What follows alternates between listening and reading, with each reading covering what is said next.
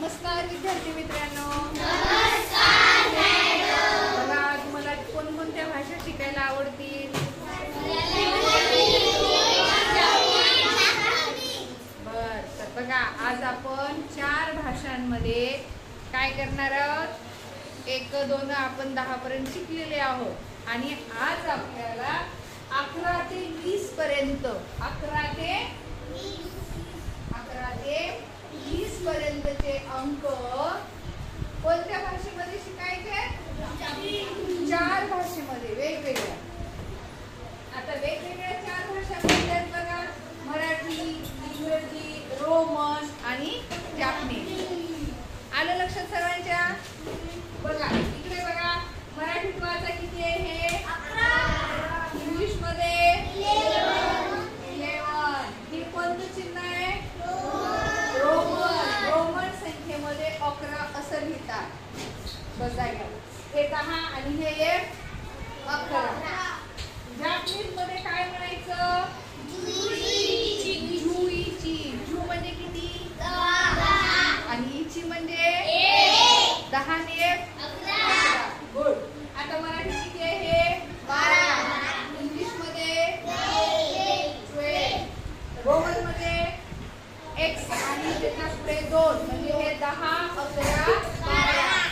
आणि जापनीज मध्ये काय म्हणायचं? जू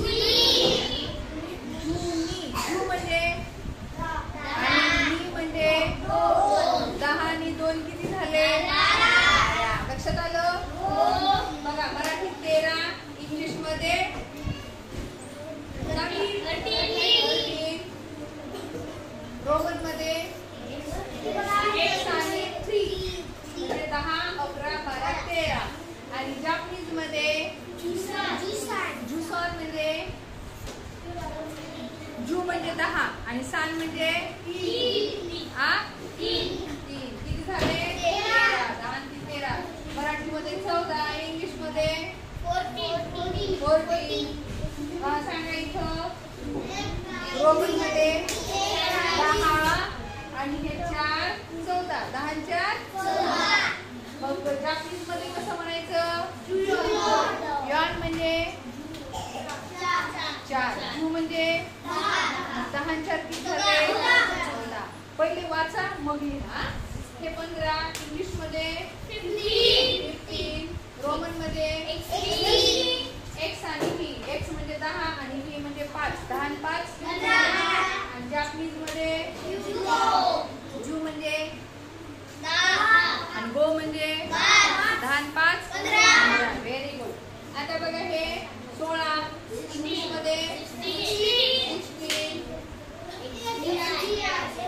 10 म्हणा 10, 15 आणि हे 16. किती झाले हे? 16. जापनीज मध्ये काय म्हणायचं? जू रोकू. आता जू म्हणजे रोकू म्हणजे 10 आणि 6 16. हे किती आहे? 17. इंग्लिश मध्ये रोमन मध्ये x म्हणजे 10, 15, 16, 17. इकडे बघ मोक्षदा. 10, 15, 16, 17. ही संख्या किती आहे?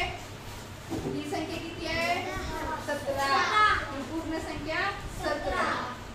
जापनीज मध्ये काय म्हणायचं? जू नाना म्हणजे जू म्हणजे आणि नानाशी म्हणजे 7. इथं नाना म्हटलं तरी चालतं. जू नाना म्हणजे 17. आलं लक्षात? आता बघा इथं 18, इंग्लिश मध्ये 18, 10 म्हणा 15, 16, 17, 18. हे झालं रोमन मध्ये 18. मग जापनीज मध्ये कसं म्हणायचं? जू म्हणजे आणि हाची म्हणजे 10 आणि 8 18. आता इकडे बघा 19, इंग्लिश मध्ये काय म्हणायचं? 19. 10 आणि 9 किती झाले? 19. सारखं लक्ष दे.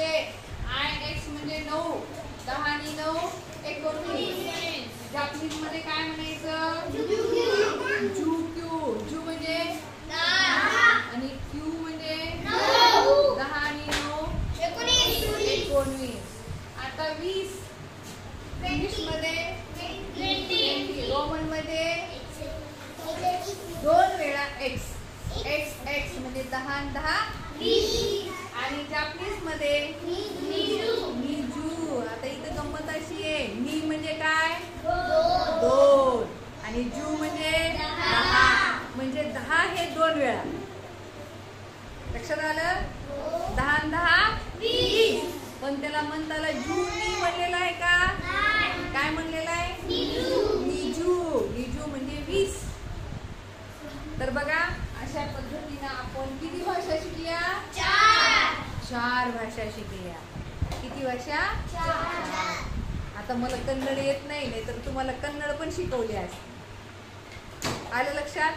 म्हणजे होतं काय की या वेगवेगळ्या भाषेचा जर आपण अभ्यास केला तर आपल्याला नवीन भाषेचा आपल्याला परिचय होतो. नवीन भाषा आपल्याला शिकायला मिळते.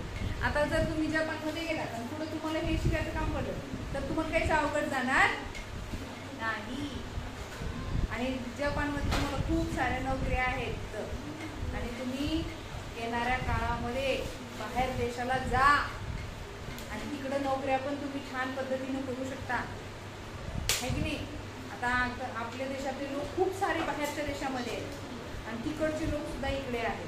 असं काही आता राहिलेलं नाही, कारण आता विमानानं जाणं कसं झालंय? सोपं झालं. आणि म्हणून आपल्याला येणाऱ्या काळामध्ये वेगवेगळी आव्हानं आपल्याला जर पेलायची असतील तर आपल्याला खूप साऱ्या भाषा आल्या पाहिजे. छत्रपती संभाजी महाराजांना 17 ते 18 भाषा येत होत्या. 18 भाषा त्यांनी शिकल्या होत्या. लक्षात आलं का?